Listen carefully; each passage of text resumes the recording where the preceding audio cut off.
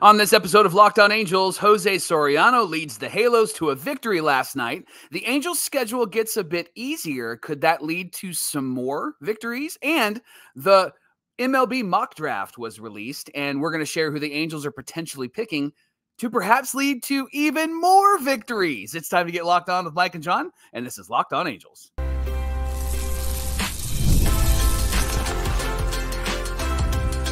You are Locked On Angels, your daily Los Angeles Angels podcast. Part of the Locked On Podcast Network, your team every day. Thanks for making Locked On Angels your first listen of the day. You can find us anywhere you get your podcasts, including Apple Podcasts, Spotify, and SiriusXM by searching Locked On Angels. And if you'd like to give back to the Super Halo Bros for all this Super Halo content, here's some things that you can do. Leave us a rate and a review on Apple Podcasts. If you're watching on YouTube, hit that thumbs up button. And if you're not subscribed already, what are you waiting for? Time to be a Locked On Everydayer. Hit subscribe. Join us every single day here on YouTube. And whether you're watching or listening, come over to YouTube, leave a comment. It's one of the best ways to get in touch with us and be a part of the conversation. And today's episode is brought to you by Tax Network USA. Did you know that it's never too late to resolve your tax issues with the IRS? Don't wait. You can reduce your tax debt and get help from a team of licensed tax professionals. Just call 1-800-549-1000 or visit tnusa.com/lockedon. Happy Thursday to you, and thank you for being here for this episode of Locked On Angels, where it's your team every day. You've got the Frisch Brothers here with you, a.k.a. the Super Halo Bros. My name is John, and that's my brother Mike. And my name is Mike, and that's my brother John. Mike, it's our third season here at Locked On Angels as the host, your Super Halo Bros hosts. Super Halo hosts? Yeah, I like that. And we're talking Angels baseball Monday through Friday, all the way through this season. On today's show, the first mock draft was released for this upcoming player draft. We're excited about that. Who are the Halos potentially going to pick? Well, Locked On Angels Hall of Famer Taylor Blake Ward, former host of the show and current writer for the Sporting Tribune, has some thoughts on that. So we're going to dive into that. And the Halos happen to have the second easiest schedule from here on out. Will they start winning? And what will that mean for the future of this team? We'll talk about that. But we've got to recap last night's huge win over the Diamondbacks, Mike. And it was all because of a studly Jose Soriano start. We'll talk about what he did. Why don't you get us started from the top? Yeah, no Ward, no Logan O'Hoppe in the lineup yesterday. Taylor Ward with some back stiffness. O'Hoppe got hit in the area, and he said he was feeling fine yesterday, wanted to play, but it looked like it might have been a regular day off for him, and so it probably was good to him for him to take a break. He can have a day off after that one. Yeah, for sure. Right? Yeah. He did say that he wants to play 150 games in a season at one point in his career, so I love that he wants to be out there every single day. And then, John, we got this little nugget, and it kind of connects to what Jeff Fletcher tweeted about last week, I believe, where the Angels have these classroom sessions with Ron Washington. Well, they did it yesterday, but this classroom session, this clubhouse meeting, went a bit longer than normal. And what came out of that meeting was that the Angels spoke about accountability. In fact, Rhett Bollinger said that Ron Washington held this team meeting to go over things that they've been seeing recently and to bring some accountability. And he said 4 players spoke and gave a brief speech to each other. Can I laugh for a moment? Because for some reason we got boobed. It was Bob Nightingale who tweeted that it was an emotional team meeting. And then Rhett Bollinger and Jeff Fletcher both followed up, and they're like, nah, it was just a longer team meeting. That's all. Good job, Nightingale. Nightingale versus Fletch and Bollinger. I'm going with Fletch and Bollinger. Yeah, exactly. Right. I'm going with anybody that we know. Right. So that's all kind of the precipice for this game last night. Top of the first, after the meeting, after no Ward and no Logan O'Hoppe, Mike Trout Jr., Kevin Pillar is getting the action started. He gets the scoring started with a double, and Rengifo scored from first on that one, and that was fantastic. And then top of the second, Zach Neto hits a leadoff home run on the first pitch at his eyeballs and cranked that one, made it 2-0. Locked On Everydayer David Brunn was at the game, and he saw it, said it was dope. That was his text to us. So awesome. Then top 3, there was a leadoff double from Nolan Shonowell, and that makes for an extra base hit in each inning so far for the Angels, and then a base hit the other way for Luis Rengifo. We've talked about how he's been doing that a lot this season, and that's why his batting average is up over 300. Then Shawnuel goes to third. Rengifo was out on a stolen base to second base. Johnny, it was a good throw from Moreno, but are they stealing too much? Can you steal too much? Are they a little bit too aggressive right now? Does it feel like that? You got to consider the fact that Moreno is a Gold Glove catcher back there, so you got to pick your battles, Mike. And so I do appreciate the aggressive base running and stealing of bases, but you got to pick your battles. And I'm not going to run on Moreno. Come on. Yeah. Yeah. That's hard. So Pilar comes up next. He pops out for the second out, and then didn't score Shawnuel. Then Willie Calhoun comes up, gets a 2-out base hit, and that's what the Angels have been looking for. Made it 3-0 Angels, and again, it was great to see him, Calhoun specifically, runners in scoring position with 2 outs and coming through for the Halos. In the bottom of the third, Jose Soriano gave up a walk to Gabriel Moreno. There was a strikeout to Blaze Alexander, and then a ground ball that turned into a double play from Perdomo. It was the second double play of the day so far. 30 pitches through 3 scoreless innings, Mike, and he's faced the minimum up to this point. Top of the fourth was a big inning. Zach Neto singled, Moniak singled. He's hitting better. He's got a nice little compact swing going on right now. Neto went all the way to third. Joe Adell gets the world's hangiest slider for a 3-run home run. It was 434 feet, 108.1 off the bat. At this point, Joe Adell has tied Taylor Ward for the team lead in home runs. It made it 6-0 Angels. Then Guillorme doubled down the right field line. Mike, that one just stayed fair. Right. And it rolled all the way to the wall. Shawnuel grounded out, but it moved Guillorme to third. Rengifo gets an opposite field single to score Guillorme, which made it 7-0 Angels. Matt Thaiss is the 9th batter of the inning. He's the only one without a hit in this one. Everybody had hits, Mike. But he did get on base a couple of times, including this inning. He got the walk, so that was 10 batters in that inning. Bottom of the fourth comes up. Another double play turned behind Jose Soriano. It's the third of the night. He's still facing the minimum at this point. There is a single in the bottom of the fifth from Christian Walker. That turns into another double play. So there's 4 double plays in 5 innings, and the only inning there wasn't a double play so far was because Soriano had a 1-2-3 inning in the second. There was a bounce out to end the inning. 49 pitches through 5 innings pitched for Soriano. That was pitch efficiency 101 right there, Mike. And then another strange instance that doesn't matter at the end of the day, but it also kind of does. I said, this will determine how much MLB and the umpires hate the Angels, and let me explain. With Matt Thaiss on base, Zach Neto hits this huge, almost home run to dead center. And to be fair, it was not a home run. It hit under the yellow line. We're all very familiar as Angel fans with yellow lines and what they mean, but it's called a home run. The umpires signal and wave their hand as Neto is literally halfway to third base. Now the umpires review it. They end up saying that Thaiss scores, so they do get the run, but then they place Neto at second base. How in the world is Neto placed at second base when it was the umpires who stopped the play? They stopped it when they signaled for a home run. Neto was halfway to third before either Corbin Carroll or Gurriel were even near that ball. And look, at the end of the day, it doesn't matter, but just come on. Neto is easily at third base on that play. However, Jeff Fletcher made us all feel better with this tweet. He tweeted out that Zach Neto, since April 22nd, has been a .291 hitter. He's got a .331 on base percentage and a .530 slugging percentage. He's had 8 home runs, and he's hitting for an .861 OPS.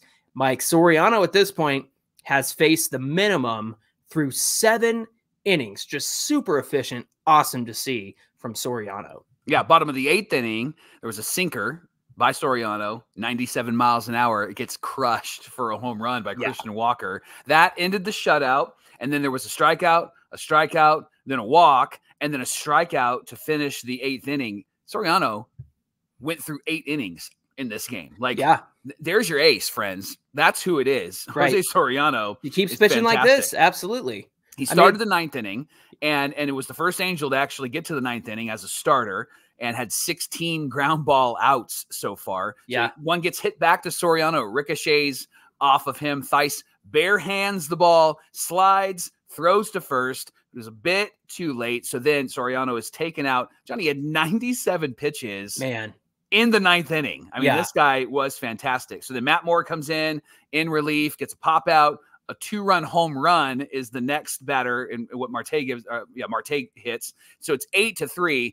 This was annoying because one of those runs got charged to Soriano. Right. I mean, the way that works, it should have been charged, but it was frustrating to see Matt Moore come in and give that up. But it was an 8-3 victory. Soriano pitches in the 9th inning, and the Angels offense comes through in this game. It was a good victory last night for our Halos. Yeah, Mike, what I loved about this one was the defense behind Jose Soriano and how clean they were playing back there, especially with the 4 double plays that they were able to turn, and just great decision-making all around in this one. It made for, again, didn't we talk about this?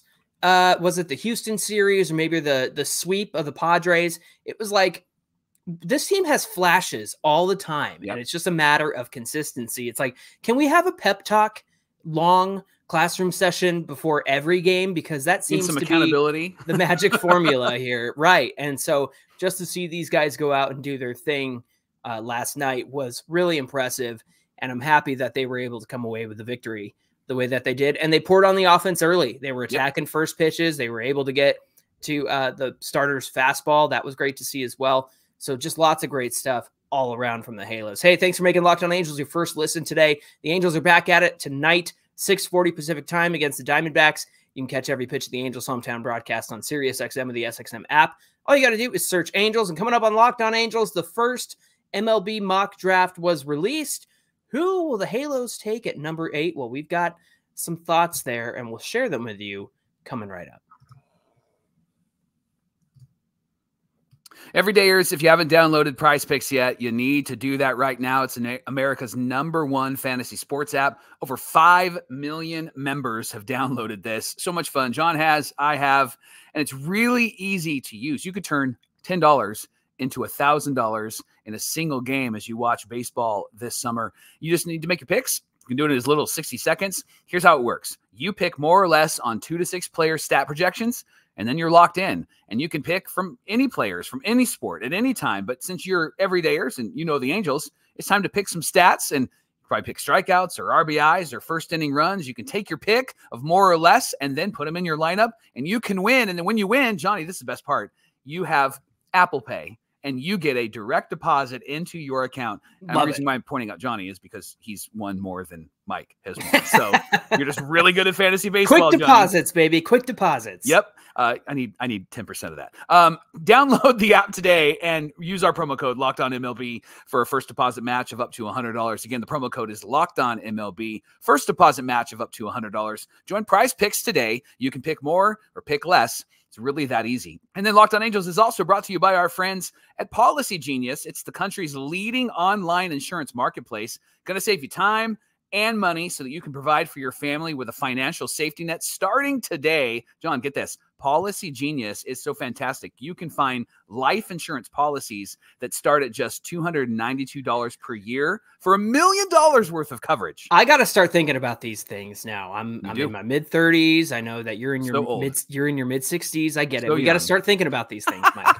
See, some options are 100% online, which is great because then you can avoid all of that unnecessary medical exams. And in our fresh blood, we don't want to have anything that's inconvenient or unnecessary, right? And so this is what's great about Policy Genius. You can easily compare quotes from America's top insurers in just a few clicks, find the lowest prices, and they got an award-winning team of agents that are going to walk you through the process step by step. And the best part is they're committed to you, not to an insurance company. They give unbiased advice, and they're going to help you. No incentive to recommend one insurer over the other, so you can trust their guidance. They have thousands of 5-star reviews on Google and Trustpilot from customers who found the best fit for their needs. So check life insurance off of your list in no time with Policy Genius. Get peace of mind by letting Policy Genius find the right policy for you. Here's what you need to do. head to policygenius.com, or there's a link in the description below, and you can find free life insurance quotes and see how much you could save. That's policygenius.com.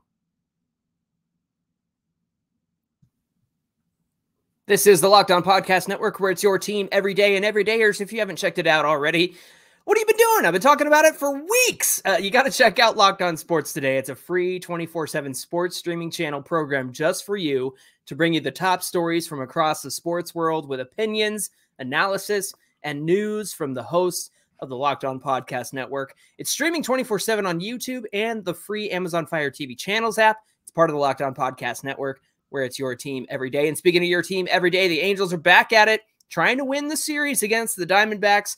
They're on the road, 6:40 Pacific time. You can catch every pitch of the Angels' hometown broadcast on SiriusXM with the SXM app. All you got to do is search Angels. TBW, Taylor Blake Ward, former Locked On Hall of Famer, Locked On Angels Hall of Famer. Love that guy. He released his first version of the MLB Draft, and he has the Angels selecting J.J. Weatherholt, I like it, shortstop Michael, from West Virginia. Now, TBW believes that this will be a fairly straightforward draft for the Angels. He's leaning towards Weatherholt because of the scouting department's affinity for the hit tool. So here's some stats on Weatherholt. 21 years old, 5'10", bats left, throws right, 190 pounds. And here's his scouting grades, Johnny. His hit tool is at 70. His power is at 50. Run tool at 60, arm at 50, fielding at 50, and an overall grade of 60. Now remember, the top of the scouting grades is 80. So the fact that he has a 70 hit tool, that makes a lot of sense. And it also makes sense given what TBW said about the affinity for the hit tool. So yeah, contact, baby. Contact is king. Now JJ is a Pittsburgh area native and stayed in the region by heading to West Virginia for college baseball. He had a solid freshman season, broke out as a sophomore. He won the Division I batting title, Mike. Go. He also earned a Big 12 Conference Player of the Year after hitting .449 average, a .517 on base, .787 slugging, 16 homers, and 36 steals. Hey, I like those power numbers right there. Too. He performed well for both Team USA and in a brief stint in the Cape Cod League, which set the stage for a big junior season. Currently, JJ is dealing with a recurring hamstring issue that has sidelined him repeatedly this past spring. Now, scouts are saying that JJ might be the best pure hitter in the class, and there are some area scouts who think he's the best amateur bat they've ever seen. You like hearing that? How about that? So he drives the ball to all fields with authority, with excellent pitch recognition, some elite bat-to-ball skills that resulted in a minuscule 10% miss rate in 2023 with the Mountaineers. He has shown the ability to hit the ball over the fence in all directions and should have at least average power at the next level. And he's a plus runner who is a legitimate base stealing threat when he's healthy. So that hamstring issue is something to pay attention to. By the way, these stats and the way that they're talking about Weatherholt is similar to how they talked about Nolan Shawnuel. So keep that in mind as well. The only real question, here's why I bring up Shawnuel. The only real question about Weatherholt has been his defense. Hadn't been too great on defense. So he's hoping to improve that area of his profile by playing shortstop for the first time. But because of the hamstring issue, it's kept him off of the field, and he's had to navigate that. So some feel that he has the arm and the feel to really play short well at the major league level, but he's going to have to focus on being consistent in making those routine plays. And even if he profiles as a second baseman, which would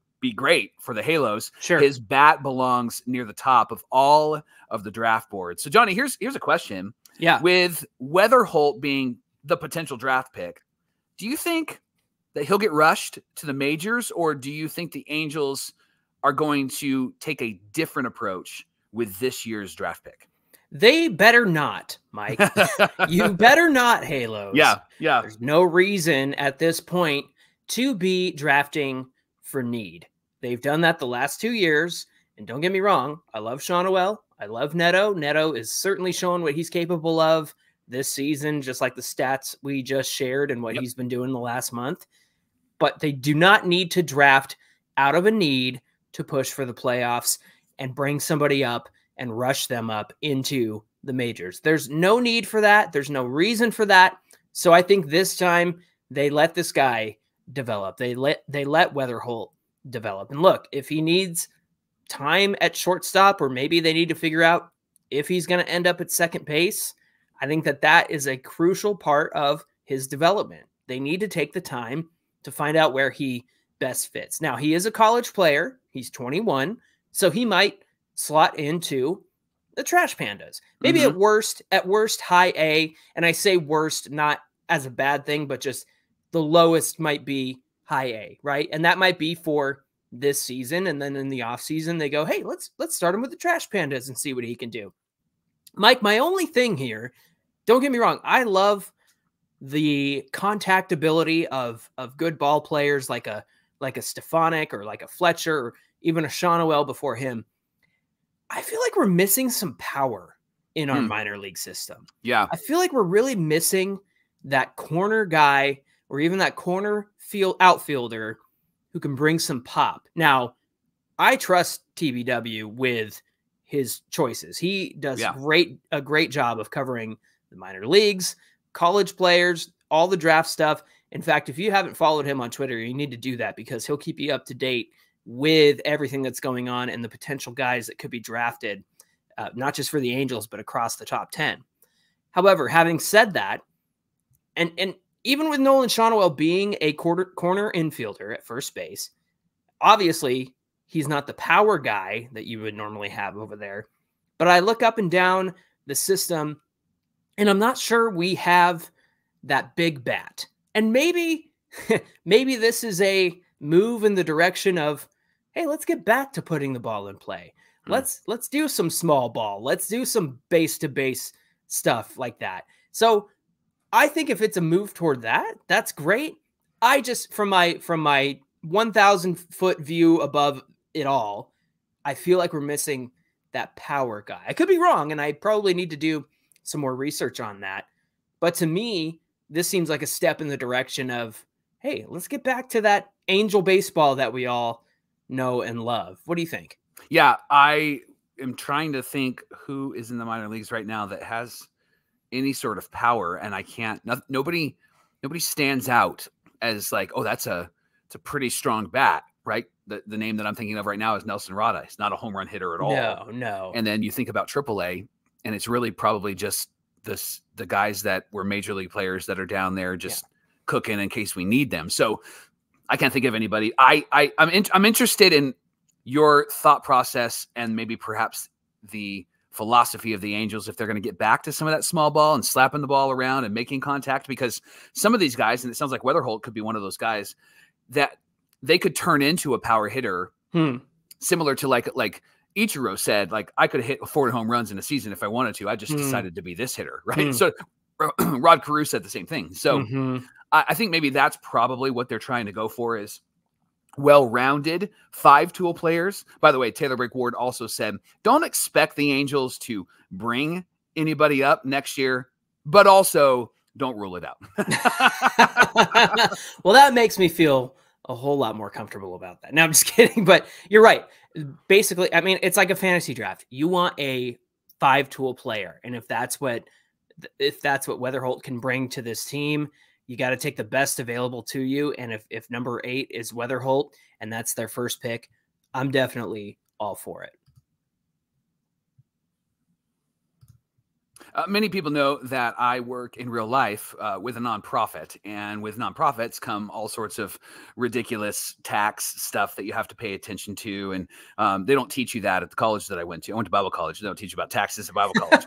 Maybe they should. So I love Tax Network USA because they were so helpful in figuring out some of those tax questions that we had. And just because tax season is over for a lot of us doesn't mean the IRS is not going to continue to come after you for those unfiled taxes, and they're just waiting. They're like that meme with the yellow suit guy behind the tree. They're just waiting for you. They're gonna take you down, right? And they could garnish your wages, or they could levy your bank accounts and even seize your property. So don't let them target you. Get licensed professionals and tax experts at Tax Network USA to go to bat for you. Over 14 years of experience and an A+ rating with the Better Business Bureau, Tax Network USA has saved their clients over $1 billion in tax debt, whether you owe taxes or have complicated matters like I have, or maybe you finally hit that parlay this season and you need some help correctly filing because you've used Prize Picks like John and you've won. Here's what you can do. Call 1-800-549-1000 or visit tnusa.com/lockedon. And of course, you can find the link to this company, Tax Network USA, in the episode description below. Michael, relief is in sight for the Halos. Okay. At least according to their schedule and the how do they say it? The strength of schedule. That's the phrase I'm looking for. Now, what's funny is this graphic came out sometime last week, I believe, or last weekend. Yep. And so they have played some of these games, but the Halos have had one of the hardest schedules up to this point. In fact, their schedule was the second most difficult up to this point. Yep. Right behind the White Sox. Now, what does that say about the Angels and the White Sox? That are two teams that have just been really bad to start the season.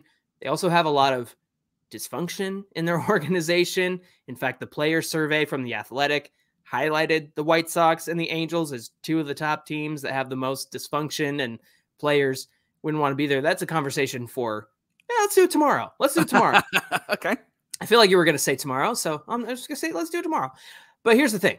Moving forward, they have one of the easiest schedules from here on out, and that's really exciting for us fans.